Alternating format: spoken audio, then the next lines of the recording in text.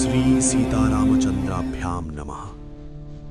श्रीमद् वाल्मीकि रामायण बालकाण्ड বা আদিকাণ্ড দ্বিতীয় সর্গ। রামায়ণ কাব্যের সূচনা।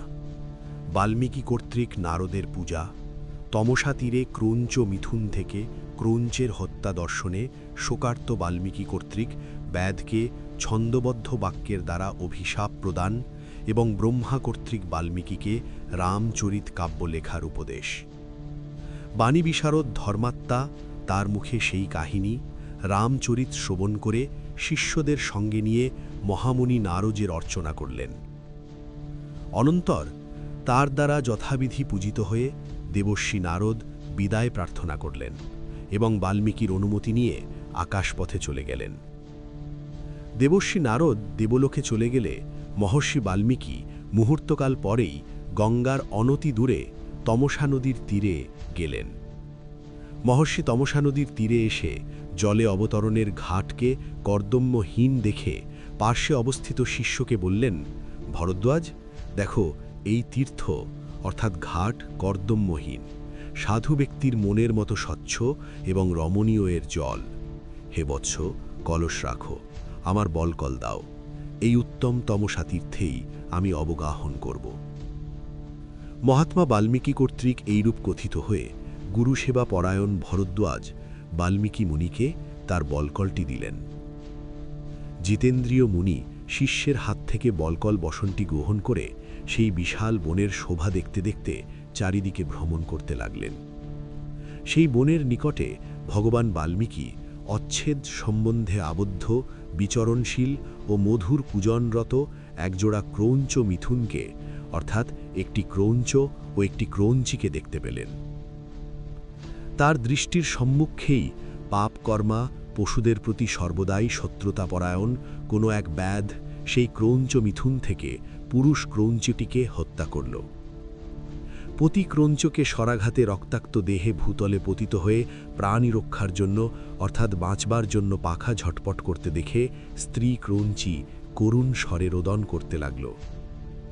তাম্রবর্ণ যার মস্তক, যে সহচারী পতি পক্ষদয় প্রসারিত করে কামোন্মত্ত হয়ে মিলিত হয়েছিল, সেই পতি থেকে বিযুক্তা হল।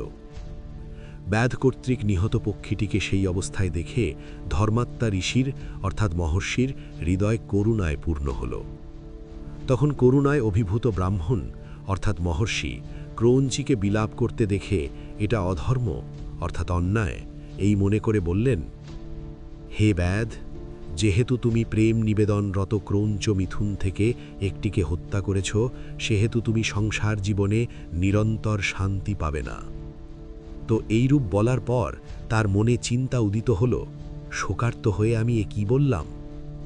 বিদ্বান মহাজ্ঞানী সেই মুনিশ্রেষ্ঠ চিন্তা করে স্থির নিশ্চয় হয়ে শিষ্যকে বললেন, বৎস, শোকার্ত হয়ে আমি সমান অক্ষর সমন্বিত ও পাদে বিন্যস্ত 4টি পাদ ও প্রতিপাদে 8টি করে অক্ষর সমন্বিত বীণা ও বাদ্য অর্থাৎ পাখোয়াজ ইত্যাদির সুর ও তালে গীতযোগ্য যে বাণী উচ্চারণ করলাম তা শ্লোক নামে অভিহিত হবে।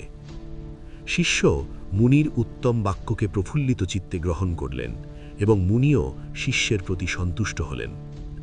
অতঃপর মহর্ষি সেই তমসা তীর্থে বিধিপূর্বক স্নান ক্রিয়া সমাপন করে তার উচ্চারিত শ্লোকের বিষয়ে চিন্তা করতে করতে আশ্রমে প্রত্যাবর্তন করলেন। বিনয়ী ও শাস্ত্রজ্ঞ শিষ্য ভরদ্বাজও জলপূর্ণ কলস নিয়ে গুরুকে অনুসরণ করলেন। সেই ধর্মাত্মা ঋষি শিষ্যের সঙ্গে আশ্রমে প্রবেশ করে উপবিষ্ট হয়ে তার উচ্চারিত শ্লোক বিষয়ে ধ্যানস্থ হলেন এবং পরে ধ্যানোত্থিত হয়ে অন্য প্রসঙ্গে আলোচনা করতে লাগলেন। অতঃপর জগৎস্রষ্টা মহাতেজস্বী চতুরানন পরমেশ্বর ব্রহ্মা সেই মুনিপ্রবরকে দর্শন করতে এলেন। মহর্ষি বাল্মীকি অকস্মাৎ তাকে দেখতে পেয়ে অত্যন্ত বিস্মিত হয়ে উঠে দাঁড়িয়ে সংযত হয়ে মৌনভাবে অবস্থান করতে লাগলেন। তিনি ভগবান ব্রহ্মাকে বিধিবৎ প্রণাম করে পাদ্য, অর্ঘ্য, আসন, দান ও বন্দনা দ্বারা তার পূজা করে কুশল জিজ্ঞাসা করলেন। তখন ভগবান ব্রহ্মা উত্তম আসনে উপবিষ্ট হয়ে মহর্ষি বাল্মীকিকেও আসন গ্রহণ করতে নির্দেশ দিলেন। ব্রহ্মার আজ্ঞায় বাল্মীকি আসনে উপবিষ্ট হলেন। তখন লোকপিতামহ ব্রহ্মা বাল্মীকি প্রদত্ত আসনে উপবিষ্ট হলে তার সম্মুখেই বাল্মীকি তদ্গত অন্তর্গত হয়ে ধ্যানস্থ হয়ে চিন্তা করতে লাগলেন, পাপাত্মা শত্রু স্বভাব ব্যাধ কি দুঃখজনক কাজই না করেছে। বিনা কারণে সে তাই সেই শ্রুতি সুখকর মধুর কুজনরত ক্রৌঞ্চকে হত্যা করল। এইরূপ অনুশোচনা করতে করতে পুনরায় ক্রৌঞ্চির শোকে ধ্যানস্থ হয়ে সেই পূর্বোচ্চারিত শ্লোকটি আবার উচ্চারণ করলেন। তখন ব্রহ্মা হাসতে হাসতে সেই মুনিবরকে বললেন, হে ব্রহ্মণ, আমার ইচ্ছানুসারেই তোমার মুখ থেকে এই বাণী উদ্গত হয়েছে। এই ছন্দবদ্ধ পদ শ্লোক নামেই অভিহিত হোক, এ বিষয়ে আর কোনো বিচারের প্রয়োজন নেই। হে ঋষিশ্রেষ্ঠ, আপনি রামচন্দ্রের সমগ্র চরিত্র বর্ণনা করুন। নারদের কাছে যেমন শুনেছেন সেই রকমভাবেই ধর্মাত্মা, ধীমান, ধীর চরিত্র ভগবান রামচন্দ্রের বৃত্তান্ত পৃথিবীতে প্রচার করুন। তার ধৈল গোপন সকল ঘটনাই প্রচার করুন। শ্রীরামচন্দ্রের সঙ্গে লক্ষণ, সীতা ও রাক্ষসদের প্রকাশ্য বা গোপন সকল অজ্ঞাত বিষয়ই আপনার জ্ঞাত হবে। এই কাব্যে আপনার কোনো কথাই মিথ্যা হবে না। আপনি শ্রীরামচন্দ্রের পুণ্য কথা মনোরম শ্লোকবদ্ধ করুন। যতকাল এই পৃথিবীতে পর্বতসমূহ ও নদীসমূহ থাকবে, ততকাল এই সংসারে অর্থাৎ পৃথিবীতে রামায়ণ কথা প্রচারিত থাকবে। যতকাল আপনা কর্তৃক রচিত শ্রীরামচন্দ্রের এই লীলা কাহিনী প্রচারিত থাকবে, ততকাল আপনি ঊর্ধ্ব ও অধোলোকে তথা ব্রহ্মলোকে বিরাজ করবেন। এই কথা বলেই ভগবান ব্রহ্মা সেখানেই তৎক্ষণাৎ অন্তর্ধীন হলেন। সেই দৃশ্য দেখে সশিষ্য ভগবান মহর্ষি বাল্মীকি পরম বিস্ময়াপন্ন হলেন। তখন তার শিষ্যরা সকলে আনন্দে সেই শ্লোকটি বারবার গান করতে লাগলেন এবং পরম বিস্মিত হয়ে বলতে লাগলেন, মহর্ষি 4টি সমান অক্ষরযুক্ত পাদে যে গীত রচনা করেছেন, পুনঃ পুনঃ আবৃত্তি করায় ক্রৌঞ্চের মৃত্যু হেতু শোক শ্লোকত্ব প্রাপ্ত হয়েছে, অর্থাৎ কাব্য হয়েছে। তখন ভাবাবিষ্ট মহর্ষির অন্তঃকরণে এই বুদ্ধি জাগ্রত হল, আমি এইরূপ শ্লোকের দ্বারাই সমগ্র রামায়ণ কাব্য রচনা করব।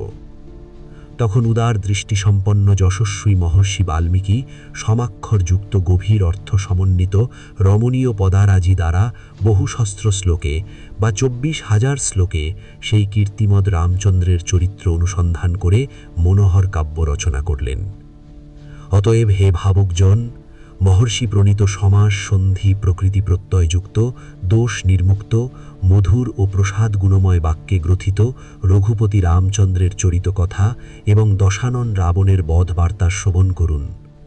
মহর্ষি বাল্মীকি বিরচিত আদিকাব্য রামায়ণের বালকাণ্ড বা আদিকাণ্ডের 2য় সর্গ সমাপ্ত।